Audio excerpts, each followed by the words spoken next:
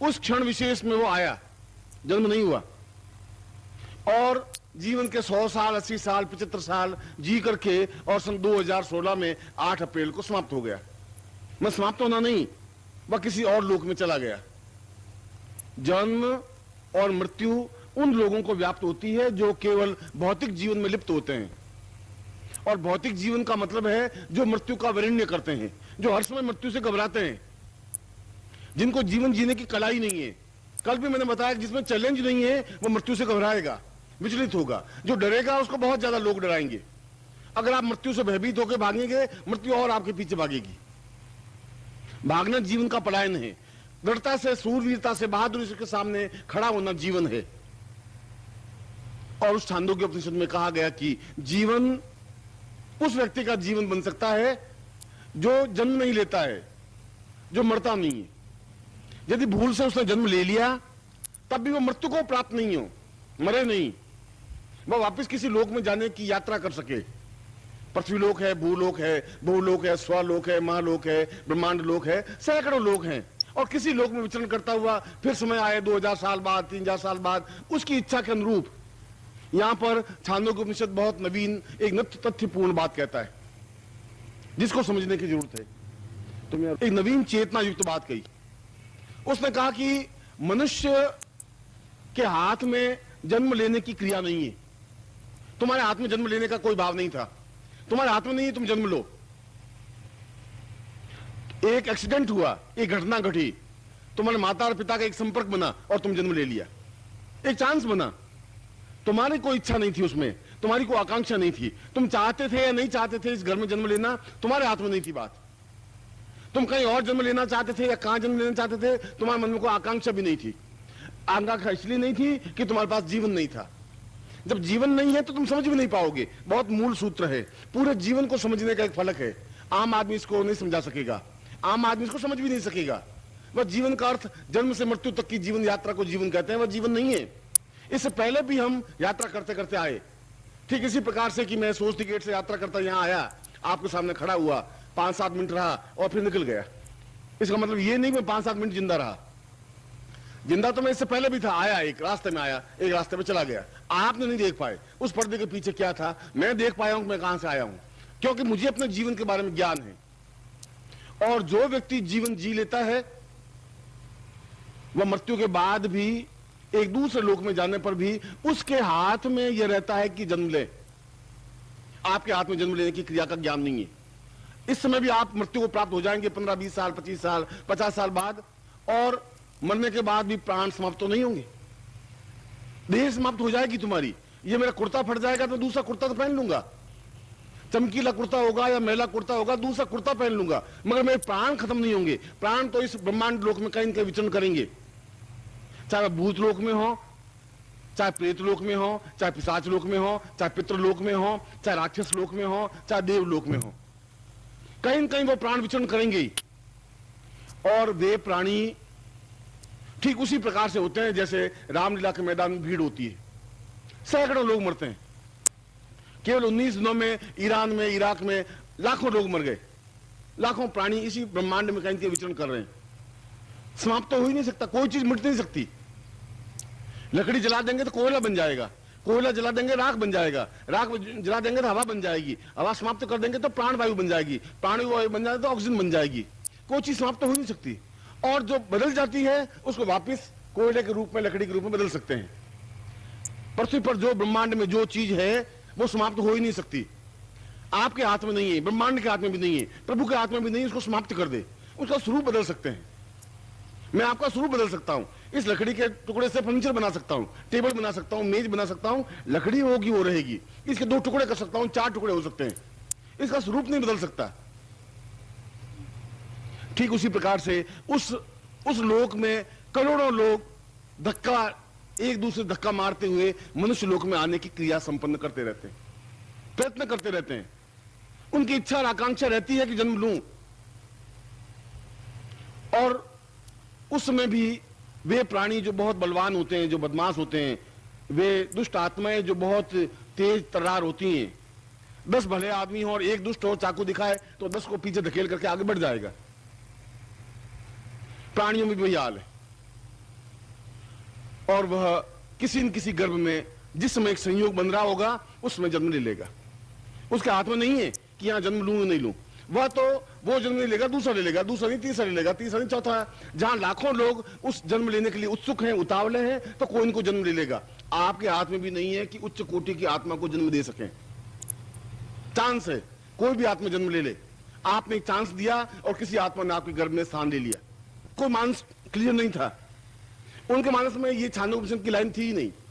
उनको ये बात मालूम ही नहीं थी कि ऐसा भी हो सकता है कि मैं किसी व्यक्ति विशेष को जन्म दूं, या मैं इंतजार करूं कि ये ऋषि अपने आप में जब 100 साल का हो, जब ये शरीर छोड़े, तब मेरे गर्भ में जन्म ले।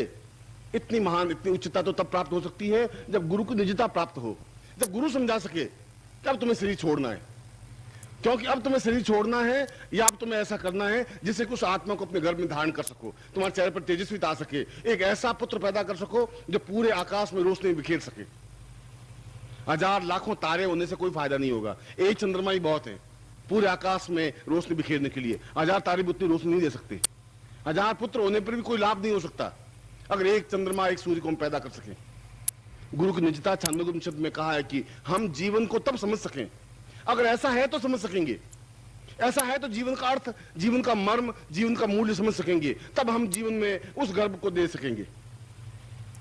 गर्भ देने की क्रिया इतनी सामान्य घटना नहीं है, और तब हम 9 महीने का गर्भ नहीं, 21 महीने का गर्भ भी दे सकते हैं। तब हमारा मातृत्व बन सकता है, तब हम मां बनने की अधिकारिणी बन सकती हैं। एक छोटी सी घटना, आज से 10,000 साल पहले, केवल 15,000 साल पहले 15-16 महीनों में जाकर के संतान पैदा होती थी। शंकराचार्य जन्म हुए, 11 महीने तक गर्भ में रहे। सत्यनारायण की कथा में आता है कि पूरे 10 महीने बाद एक सुंदर कन्या ने जन्म लिया। आज से 100 साल पहले गिना कि 9 महीने बाद पुत्र जन्म लेता है। और आज भारत सरकार के पास आंकड़े हैं कि 67% लड़के संतान 8वां महीना खत्म होते होते जन्म ले लेते हैं। सत्यनारायण की कथा में आता है कि पूरे 10 महीने बाद एक सुंदर कन्या ने जन्म लिया। आज से 100 साल पहले गिना कि 9 महीने बाद पुत्र जन्म लेता है। और आज भारत सरकार के पास आंकड़े हैं कि 67% लड़के संतान 8वां महीना खत्म होते होते जन्म ले लेते हैं। 15 महीने से अवधि घट करके 8 महीने तक हमारी आ गई। हमारा जीवन कितना, अगर हकीकत में देखा जाए तो उस 15 महीनों को अगर देखें तो आप अपरिपक्व बालक हैं, अनमेच्योर्ड, जिसको गर्भपात कहते हैं। ऐसी स्थिति है तुम्हारी, जहां पूर्ण पुरुष बना ही नहीं, पूर्णता प्राप्त हुई नहीं। अगर 5 महीने का बालक, 6 महीने का बालक जन्म ले तो अपने आप में अनमेच्योर्ड होगा। जन्म तो लेगा, बड़ा भी हो जाएगा, सांस भी लेगा।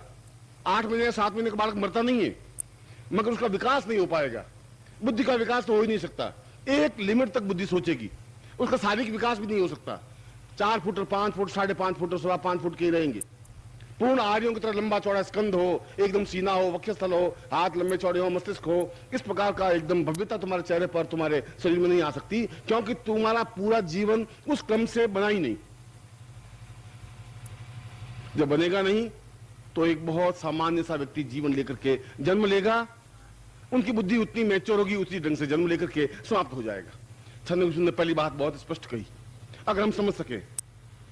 और दूसरी बात छांदोग्योपनिषद ने कही कि ऐसी स्थिति, ऐसा ज्ञान पुस्तकें नहीं दे सकती।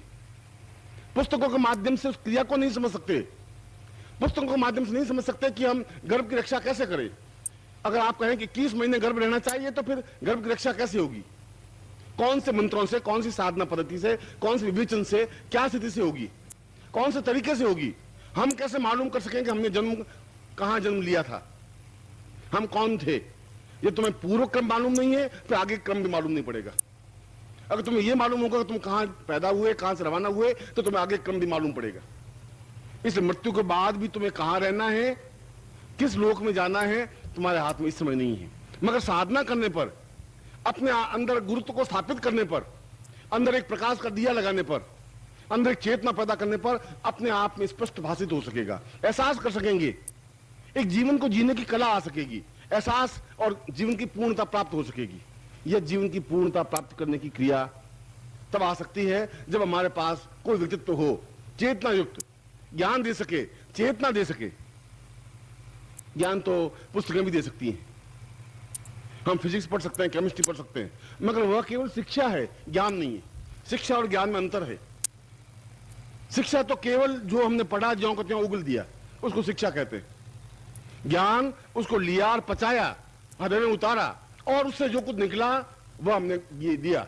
शंकराचार्य ने सब पढ़ा, हजारों ग्रंथ पढ़े, और पढ़ने के बाद मंथन किया, कौन सा शास्त्र गलत है, कौन सा शास्त्र प्रामाणिक है, छांदोग्य ने क्या कहा, कुसमुंडी ने क्या कहा, उस उपनिषद ने क्या कहा, दोनों में कंट्रोवर्शियल क्या है, वास्तविकता क्या है, किस प्रकार से जीवन होना चाहिए। यह जो कुछ शंकराचार्य ने अपने शंकर भाष्य में कहा वह ज्ञान है। और अमेरिका में, इंग्लैंड में, फ्रांस में, चीन में सब शिक्षा है। फिजिक्स शिक्षा है, केमिस्ट्री शिक्षा है, हिंदी शिक्षा है, अंग्रेजी शिक्षा है, ज्ञान नहीं है। ज्ञान तो तुम उसमें पचा सको, अपने आप में मंथन कर सको, उसको उद्घटित कर सको। इसलिए गुरु ज्ञान दे सकता है, गुरु ही दे सकता है। शिक्षक को तो हम पैसे देकर के शिक्षा तो ले सकते हैं, आप स्कूल में जाइए, फीस जमा करा दीजिए, अंग्रेजी पढ़ लेंगे। उस पढ़ने से तो जैसा पढ़ाया, सीएटी कैट, कैट माने बिल्ली, अब आप गूगल देंगे सीएटी कैट, उसमें नवीन कुछ बात नहीं। आरएटी रैट माने चूहा, बस आप आरएटी रैट बोल जाएंगे। जैसा पढ़ा वैसा वैसा उगल दिया आपने, उसमें मंथन नहीं हुआ। जब मंथन नहीं होता तो फिर जीवन जीने की कला भी नहीं आ सकती। जीवन जीने की कला का अर्थ है, जीवन का चिंतन यह है कि हम अपने जीवन को अपने हाथ में पकड़े। तुम्हारा जीवन तुम्हारे हाथ में नहीं है। हर समय कहते हैं कि न मालूम भगवान कब उठा लेगा, कुछ पता नहीं है, मौत तो कभी आ सकती है। कल क्या घटना घटेगी तुम्हारे हाथ में नहीं है। कल का जीवन कैसा होगा तुम्हारे हाथ में नहीं है, तुम्हें ज्ञान ही नहीं है। 5 मिनट बाद क्या होगा तुम्हें कुछ पता नहीं है। जब तुम्हारे जन्म का तुम्हें पता नहीं है तो मृत्यु का भी तुम्हें पता नहीं है। जब जन्म के पहले का कुछ पता नहीं है तो मृत्यु के बाद का भी कुछ पता नहीं है। फिर तुम्हारा जीवन क्यों है, क्या मतलब है इस जीवन का, हुआ क्या इस जीवन में। तुम्हारा जीवन एक घटना बन चाहिए। तुमने जन्म लिया और ये जीवन एक घटना बन जाए, एहसास हो जाए, पूरे ब्रह्मांड में, पूरे विश्व में, पूरे देश में एहसास हो किसी व्यक्ति ने जन्म लिया, उसकी चेतना से, उसके ज्ञान से, उसके विस्तार से, उसकी साधना पद्धति से। और यह केवल ज्ञान की चेतना साधनाओं के माध्यम से प्राप्त हो सकती है, और कोई रास्ता नहीं है। आप फिजिक्स में अगर आप एमए कर लेंगे, पीएचडी कर लेंगे, डॉक्टरेट कर लेंगे, तो आपके जैसे 10,000 और लोग बनारस में फिजिक्स के डॉक्टरेट बैठे हैं, लखनऊ में बैठे हैं, कानपुर में बैठे हैं, गया में बैठे हैं, सब जगह फिजिक्स के डॉक्टर बैठे हैं, हिंदी के बैठे हैं, अंग्रेजी के बैठे हैं। आपने कोई अजूबा प्राप्त नहीं कर लिया।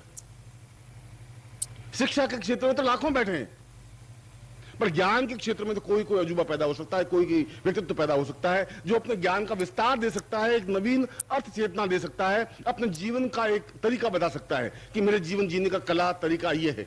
जीवन तो कई तरीकों से, कल भी मैंने अपने प्रश्न में कहा कि प्रेम के माध्यम से भी जीवन जिया जा सकता है, रोते हुए भी जीवन जिया जा सकता है। अगर वशिष्ठ ने भी जीवन जिया, उसने कहा कि मुस्कुराना और हंसना अपने आप में अभिशाप है, क्यों हास्य जीवन का अपने आप में एक न्यूनता है। वशिष्ठ की धारणा होगी, कोई जरूर नहीं वशिष्ठ अपने आप में पूर्ण हो, वशिष्ठ उतने ही परेशान होंगे। उसके मैत्री कात्यायनी 18 पत्नियां थी, 2 पत्नियां नहीं थी। हमारी एक पत्नी हो और हम मतलब रोज सुबह उठते उससे मौत मांगते हैं कि या तो ये सामने हो या मौत आए तो मौत को जयमाला पहले डाल सकते हैं। 18 पत्नियों को लेकर के पढ़ा, फिर भी उसने योग वशिष्ठ लिख दिया। मेरे लिए तो आश्चर्य की बात है। अगर आज होता तो पूछता, भाई तुमने फिर कैसे, कब टाइम में कब मिल रहा तुम्हें 18 पत्नियों से ढूंढ, तो योग वशिष्ठ कैसे लिख दिया तुमने। वह अपने आप में, जो उसने कहा कि हंसना अपने आप में अभिशाप है, तो उसके जीवन का ये दुख होगा, एक वेदना होगी, वो हंस नहीं पाया होगा, उसके जीवन में आत्मभाव आया ही नहीं होगा। जो दबोचा गया है वह जीवन मुस्कुरा नहीं सकता, वो चाहे वशिष्ठ हो, वह चाहे विश्वास। नमस्कार। अगर आप सद्गुरुदेव डॉक्टर नारायण दत्त श्रीमाली जी के दीक्षित हैं या फिर आपके पास उनसे जुड़े हुए कोई भी अनुभव है, तो नीचे दिए गए हुए नंबर पर वीरल पटेल जी को मैसेज कीजिए या फिर फ़ोन कॉल कीजिए और अपने अनुभव ज़रूर शेयर कीजिए। डॉक्टर नारायण दत्त श्रीमाली जी के आत्मकथा का संकलन करने में मदद करें। धन्यवाद।